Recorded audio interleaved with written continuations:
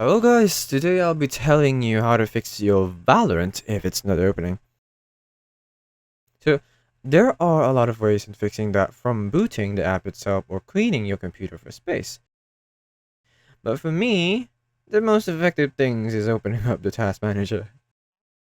And you go here and you just end your tasks with your Valorant or your Vanguard.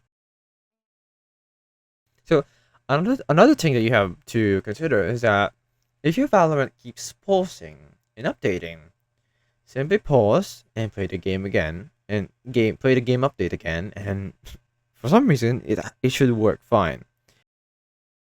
And if all else fails, the safest thing is to delete. I mean, restart your computer and 9 times out of 10, Valorant would be working. Thanks for watching the video, guys. I hope this video helped you, and I'll see you in the next one. Thanks for watching. I said that twice, didn't I?